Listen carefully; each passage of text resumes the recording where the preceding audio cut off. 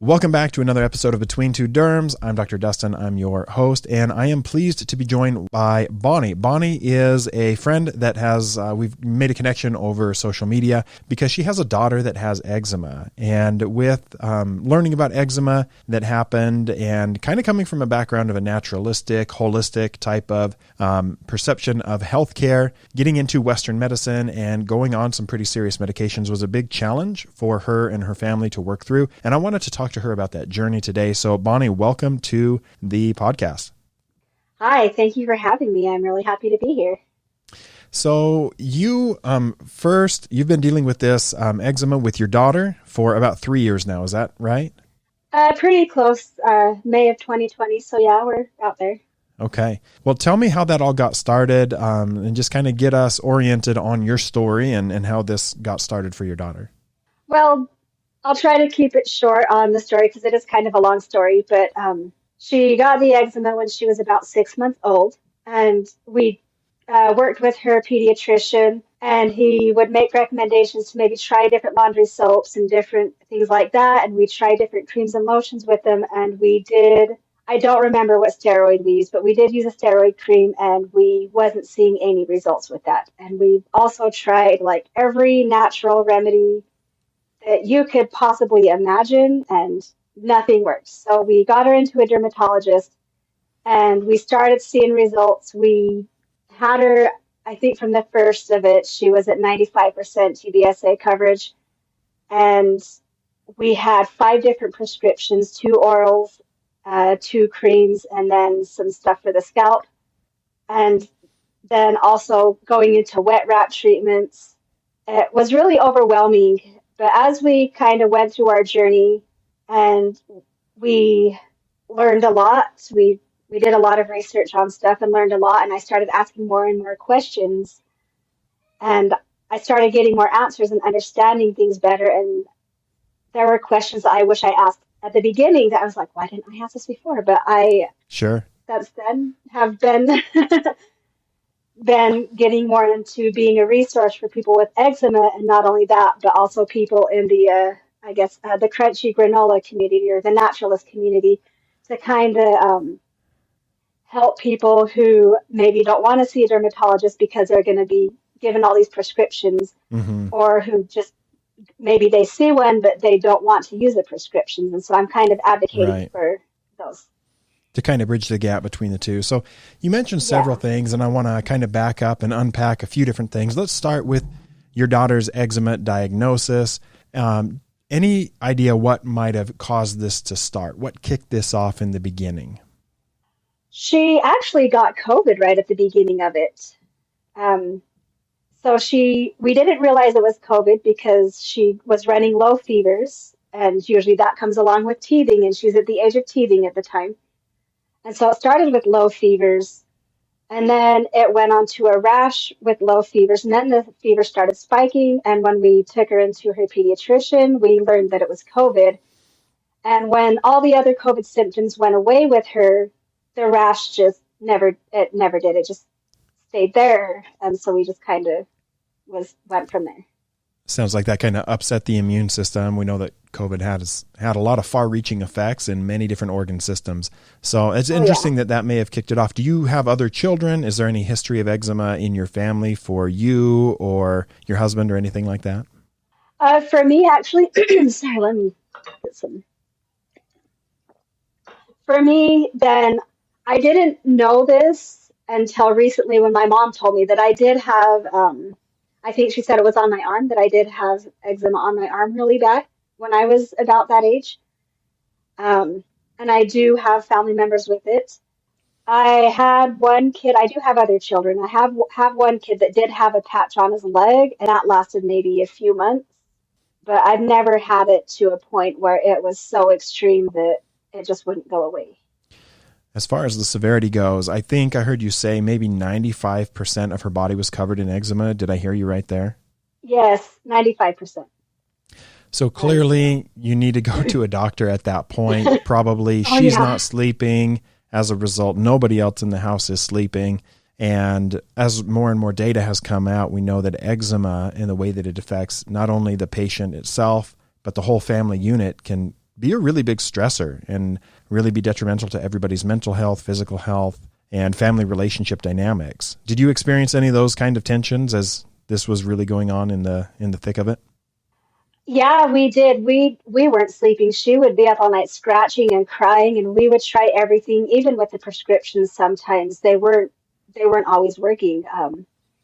We would put the prescribed creams, and she would still be up all night screaming and crying. Mm, And we did one of the prescriptions we gave her was actually a painkiller, so that she would go to sleep and she would stop scratching. yeah. And so 'cause she was scratching to infection, so we had to give her an antibiotic too. And so it was really overwhelming physically, mentally, and emotionally. And it was just, yeah. I can only imagine how challenging that would have been. Now, you have a good relationship with your pediatrician, it sounds like. Did you go to your pediatrician first, or were you trying some of the, as you said, crunchy granola or naturalistic, holistic type of remedies first? What was your initial treatment approach? We actually did go to the pediatrician first. And then during that time, we was also trying, and I would let him know, I'd say, hey, we're trying this. And he would say, well, maybe try this too, just to kind of, to support us in what we was doing, but also give us other options. And so we did Mm-hmm. go to the pediatrician first, but we did try other options that we thought would help too. And you mentioned that your pediatrician gave you a topical steroid. Did you have any initial reservations about using that, or was it pretty well explained and you felt comfortable? And of course, with a severe presentation, it was probably necessary. Yeah, I mean, I always, with prescriptions, I'm okay with them, because I know they're needed, but at the same time, I'm just like, really, I really have to use this? And so I feel that way with any prescriptions, though. And if I don't have to use them, I would rather not. But I know there is Mm-hmm. a time and a place where sometimes you have to use it.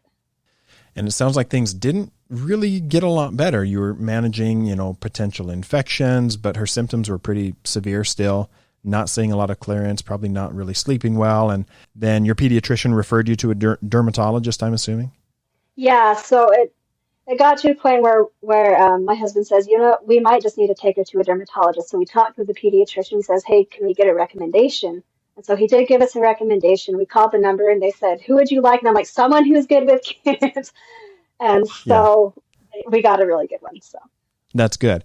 And when you first went to the dermatologist, tell me how that visit went, your initial consultation with the pediatric dermatologist. it was a little bit overwhelming because, I mean, I was happy to have other options. But when he says, okay, we're going to put this cream on her body and we're going to put this on her face and we're going to use this on her scalp, put it on an hour or two before you give her a bath. You're going to give her a bath every day for 10 minutes, let her sit in the tub. When she gets out, you're going to do the wet wrap treatment. You're going to put this, I guess we do the creams after. So then you're going to put this cream on her. You're going to put this cream on her face. Mm-hmm. You're going to, all this stuff. And then you got to give her antibiotics because she was scratching to infection every 8 hours. And then we had to give her the painkiller at a certain, or however long before you put her to bed, and just all of that. Plus, we had her on. I was giving her vitamins from the pediatrician that we needed to give her, Mm-hmm. and so I was like, okay, is any of this going to interfere with the vitamins that we're already giving her with the pediatrician? Is any of this going to Yeah, interfere with it? Because I want to make sure everyone's on the same page. And so after for we got sure. done, I talked to the pediatrician, like, okay, hey, is this okay? Because we got this new dermatologist. The trust, I mean, it's not that I didn't fully trust him, but he's a new and I wasn't quite sure about things. And so it was quite a overwhelming experience for me on the first day because I have this whole list of Yeah. instructions and I'm just like, wow, it felt like so much. Yeah, and it sounds like that didn't simplify your life in any meaningful way. And I think that's something that as physicians we need to be aware of is that, we know that there's certain steroid creams that are reserved for use on the body. There's certain ones that are okay to use on the face for shorter periods of time. There's different vehicles, meaning is it an ointment or is it a cream that you would want to put on the scalp, usually like a liquid on the scalp. And it all makes sense to us as we're prescribing them. Well, you want to use this one there, but that's a lot of information to throw at a parent. And it really makes for quite a, bedtime routine for the young one. And it might go really well for a day or two, but then it's pretty easy to start to slip on things. And then when you're not compliant with the treatment because it's too complicated, then the patient's not going to get a lot better. So Now, at the same time, you mentioned you kind of came at this from a crunchy granola background, to use your words. What kind of natural remedies were you trying to incorporate with the prescriptions that you were being given? We've done coconut oil, we've done aloe vera, we've done, the list goes on. I had people just giving me suggestions left and right, and I was at a point where I was getting desperate, and I would try it. I'd be like, okay, let's try this because I need something. Because even before we put her on the immunosuppressant, then, I mean, we saw some results, but it still wasn't where we needed to be. Mm-hmm. And so I was literally I was trying everything. And I actually set timers. I would set a timer and I had them going off all day long. It would say, okay, it's time to give her antibiotic. Okay, it's time to put this on her. Okay, it's time to apply this. Okay, and just all day long because I knew I was going to forget something. And I was so worried that he was going to forget. And so I needed to make sure we kept that consistency. And so your whole life is rotating around eczema at this point. Yeah, it was. We tried vinegar baths. We tried oatmeal baths. We tried bleach water baths. I mean, you name it. I'm pretty sure we tried it. We tried every lotion that anyone would recommend. But now I know why some of them didn't work. Right. Now, in my experience as a dermatologist, it's almost never the laundry detergent. I know you said you changed the laundry detergent. A lot of patients want to make dietary changes. I don't know if your pediatrician had you trying, different dietary changes or formulas or different types of solid foods or eliminating one thing versus another. Did you guys go through any dietary changes? We did try eliminating dairy for a little while, and that didn't really do anything aside from we would do a substitute milk like oat milk or something, and she'd be like, can I just have the yummy milk? Because she was getting tired of the other stuff. She didn't like any of the alternatives, and she'd be like, can I just have the yummy milk today, Mom? Yummy milk. And like that. yeah, that's what she called it. It was the yummy milk because she liked it better than the oat milk or the almond milk. We tried a few different alternatives, and she didn't really like them. But we did try it, and it didn't work, obviously. And then we checked for allergies. Oh, allergy testing. Yeah. Yeah, we did. We actually, she did develop an egg allergy, and we tested her 3 times. The 3rd time she got a positive, but I was like, I know she has an egg allergy. She had the major allergic reaction to it.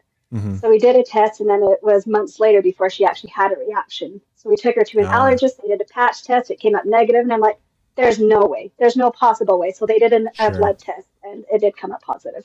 Yeah, the RAS testing. Good. So that was, Yeah. For the individuals listening or watching, as much as we would like for most eczema to just be caused by diet and you can just make a change, it's almost never the case. Sometimes we see that we might have a flare or eczema might get worse with certain foods, but it's usually not the primary driver, and simply eliminating a food or food group is not likely to lead to resolution of eczema. And kind of coming at it from the holistic, naturopathic type of background, a lot of people want to say that eczema is just all about your gut health and that it's all what you eat, and that's just not the case. So I think it's okay that you tried those things and you learned from experience. They didn't necessarily fix the problem. And even, when you found out that she had an egg allergy and you eliminated eggs, that eczema was still there, I take it. Yeah. And she still actually does have gut health problems. She's had it before her eczema. And so we've been working on fixing her gut for a while. And I still believe part of that does play into it, not fully, but I feel like it does too. Yeah. But I think there probably is an element of it, but I don't think it's the thing that's going to fix it. And until we have better precision medicine around this, and there's a lot of people doing good research about it, but it's just not there at this point where we can, precisely say that this is the problem and here's how you fix it. And there's a lot of marketing around gut health, and there's not a lot of precision and accurate diagnostic and treatment methods that can go along with that. And so it becomes really easy for people to spend a lot of money trying different diets and supplements and things that will, quote unquote, fix your gut. So I do just want to caution people that it's an okay road to test and try, but there's a lot of marketing in that as well. And, it's a fine balance because there's certainly problems with the pharmaceutical industry. I'm not trying to dismiss the problems with the pharmaceutical industry in the way that some studies are conducted and the way the medications are frequently recalled. And I can understand people not wanting to give money to the pharmaceutical companies, but a lot of these supplement companies are also billion-dollar industries. So you have to look at everything with a skeptical eye and talk to lots of people. I encourage patients to get multiple opinions. And it really sounds like you guys did a lot of homework on this, and you've obviously learned a lot along the way that you're now sharing that knowledge through social media.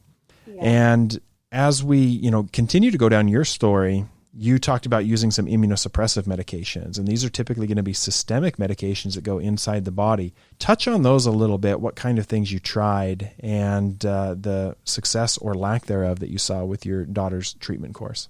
Well, when we was actually really hesitant to, I'm pretty sure our dermatologist was getting so tired of, I really feel like this is going to work. And we're like, no. And we said no so many times. But then it got to a point where we was looking at our options because he actually encouraged us to research it and look into it before we initially made the decision. Mm-hmm. And that's one thing I really liked about him is because he would encourage us, okay, look into this, see what you think. And so he really encouraged us to research our stuff. But when we initially decided that was the option we hated the least, because that's how we decided at this point, is we hated this option the least. Everything else was even worse. And so we did see some What medication results. was that first? It was the Methotrexate. Okay. And I will just tell everybody how much I do not like using that. Now, it did help, though. There is a place for it. I did not like it, though, because the possible side effects of it, you have to get your labs drawn and all this. And every time something would come up, I'd be like, okay, is this a side effect from the Methotrexate or is this something? And so I'd ask the dermatologist. I'd say, okay, well, it says if this happens, I got to talk to the doctor and make sure they know. So I talked to him. He says, I think that's a pediatrician issue. And so I'd be like, okay, so, it's not a side effect. Good. And so I would just, every single thing, I'd be like, okay, just watching everything really close and making sure, because we have to also give her folic acid, and she did not like the folic acid. Like she would not take it. And so it was quite an adventure trying to find creative ways to get her to take it. And so and then there is another side effect, a potential side effect that is not very challenging. Talked about. Very challenging, it sounds like. And that one would be mentally. And so you cannot convince me at this point that there was not a mental side effect with the Methotrexate with her. And I actually did look into that a little bit. And some people do have a mental side effect. And it just kind of, and I don't know if I can really explain it. I'd have to pull up the article again and kind of read through it. But it does affect her. It did affect her mentality. And it did have that. And I can tell even with her being off of it now, that her mentality is a lot better. And I could tell a difference mentally. But it did help the skin. And we did have improvement with that. And it was because it suppresses the immune system, and it suppresses those, the cytokines, because you have this overwhelming amounts of cytokines in the body attacking the skin. And so we had to suppress it to even get some results. Right. So we you did put the brakes on results. that a little bit. Yeah. And so it did help. Now, you're not on methotrexate anymore with your daughter. What led to stopping the methotrexate, and what kind of treatment are you using now? We are actually using dupilumab now. We did look into that before the Methotrexate. It had not been FDA approved for kids under the age of 6. And so he's kind of hesitant. It's a new drug. And I actually asked a lot more questions with dupilumab than I did with Methotrexate. And a whole list of questions. I think there's at least 50 of them. And I was like, okay, so what about this? What about this? Long-term side effects, short-term side effects, and every question you could think to ask, I had on my list. Because I'm like, I am not skipping out on questions this time, because I could have asked so many more. And I said, how is this going to affect her mentally? Does this have but it recently had been approved, and I'm sure you know this. And our doctor was right on the phone with us, like immediately. He's like, hey, it's been approved for kids under 6. You might want to look into this. I really feel like it can help, and we can get her off the Methotrexate. And so I talked to the pediatrician too, because I want to make sure all of her doctors are on the same page. And so I says, hey, this is what we're thinking of doing. And he says, great, it's worth trying it. Let's do this. And so we started her on it, and she seems to be doing really well with it. We're seeing a lot more improvements, and we're able to get her off the Methotrexate. And we are taking her in for shots every 4 weeks, because I'm not going to inject anything into her, because I don't do needles. Yeah, that's a I hard can't thing do for it. any parent to do, really. It's a hard thing for any parent. And so Yeah, is there, traumatized my are you daughter. still, yeah, are you still battling some eczema, or is she 100% clear at this point? How much success is she having on dupilumab, or Dupixent is the brand name? Oh yeah. We're actually getting some pretty good results. She still has the flare-ups. I mean, at this point Hmm. I feel like everything causes flare-ups. There is nothing that doesn't cause a flare-up with her at this point. Right. But she still has the flare-ups. Mostly it's on her hands and feet, and that's been one of the biggest struggles the entire time is her hands and feet. Yeah. But she still has them. Most of her body's pretty clear though, unless she has an allergic Good. reaction. Sure. Absolutely. So. Now, there's a few more questions that I want to cover before we wrap things up. One thing that you had mentioned is things you wish you would have known before starting this journey. Can you give us a couple of examples as to what kind of things you wish you had known before embarking on this whole world of eczema? Oh, so many things. One of the things I wish I'd known was how overwhelming it can get, because it took a toll on me emotionally, physically, and mentally. And that was like the biggest thing. I have a whole list in my thing here. I can pull this up here. Mhm. Let me pull some of these up because there's so many things that I wish that I'd known. And so, no one told me, like, I wish I would have known how many nights I would be up and how much of a struggle it could be. But then also, it to me, it's worth it to have gone through all this. And I know people might think I'm a little bit crazy for saying it's worth it to go through the extremes that we did. But in being able to help other people and to be there for people and help them so that they don't have to go through the same struggles makes it all worth going through. And no one told me how many options wouldn't work. I wish I would know this before. And that's another thing is I can say, you know what, this is not going to work. And there's so many things. I have like 50 years. There's quite a bit of things on my list of things I wish I'd known. And Yeah. but yeah, those are some of the biggest things though.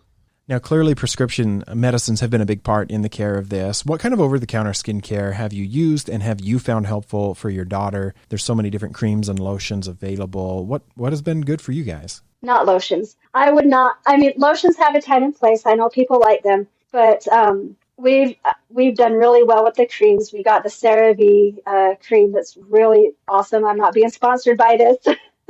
None of this is This is sponsored. not a sponsored episode. Yeah. No, it's not. Cerave is another really good one. And then there's actually one so Cerave and Vanna Cream are two of my favorites. And then there's also one that's called Eczema Cream from Grams Natural. They're actually located in Australia, and it does cost a pretty penny. But that one actually helps really good. It does have a lot of your natural ingredients. It has your squalane and it has your natural fatties that's going to rebuild your lipids. It's got a lot of good stuff in it, and I really like that one a lot too. But those are my three main ones that we've liked a lot. And there's Pipette. That was another one that we've taken a liking to as Very well. good. And so those are the main ones that we have found great success in. Great.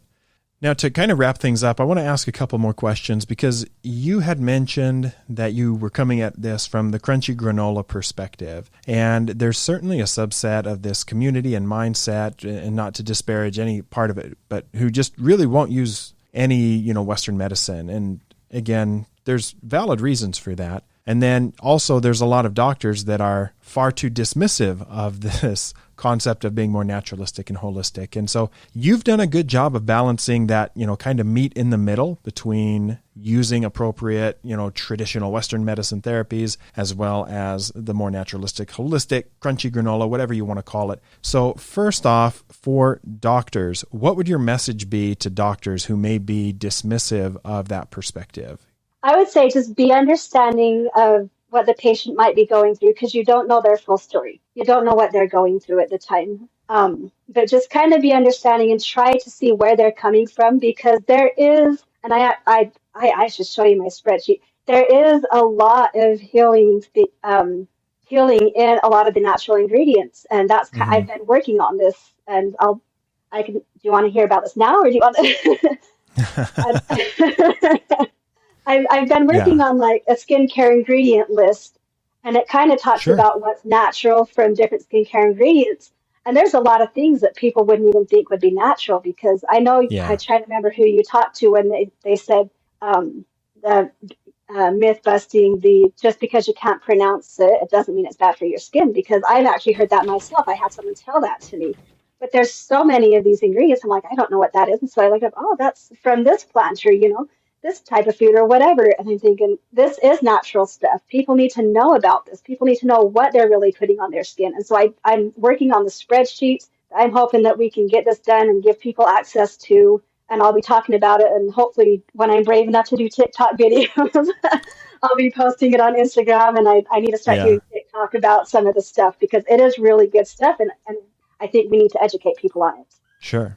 And then for the crowd that is coming at this with a big hesitancy around traditional Western medicine, what would you have to say to that community who, maybe could benefit from using some of those for their children, but they're just so hesitant to dip their toes in the water? I would say, and I actually posted this on Instagram, just because it's natural, it doesn't mean it's always going to work. And just because it's, I don't remember the exact words right off, but just because it's Western medicine or it's man-made, it doesn't mean it's always going to be bad. You've got to find your middle ground. You got to get yourself to a point where you're going to say, you know what, this is not working. I need to seek medical advice. I need something more, because you can still do your natural stuff. I mean, we're still trying to keep things natural with her. I mean, we got the Grams Natural that seems to be helping, and there's a lot of natural ingredients in the Cerave that I'm like, wow, I didn't know that was natural. And, I didn't even know what this was. And so there's actually a lot of natural ingredients in your skincare products that you wouldn't even realize are natural.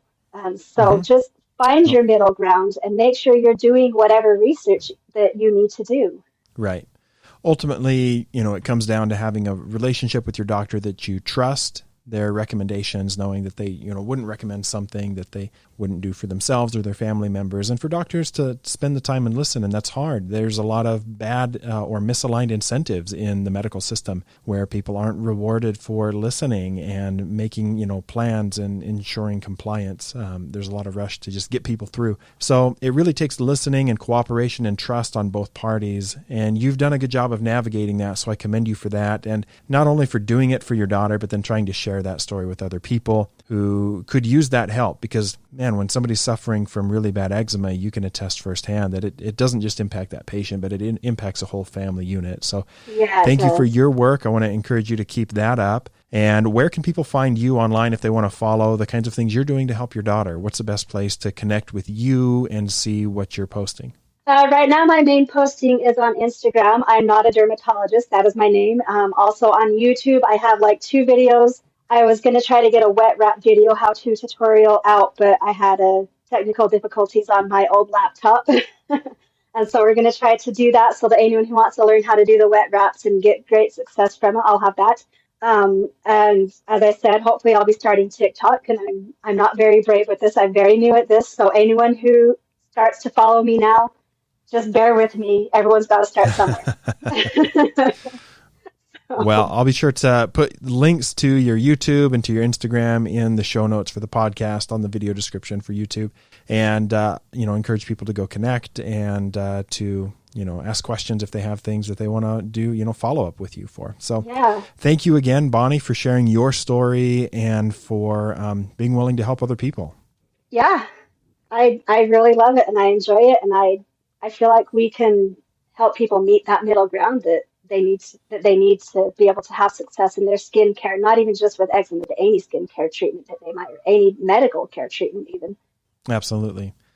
Well, Bonnie, thank you so much for joining us on Between Two Derms podcast and on the YouTube channel. Hope you have a great day. Okay, thank you for having me. Bye. Bye.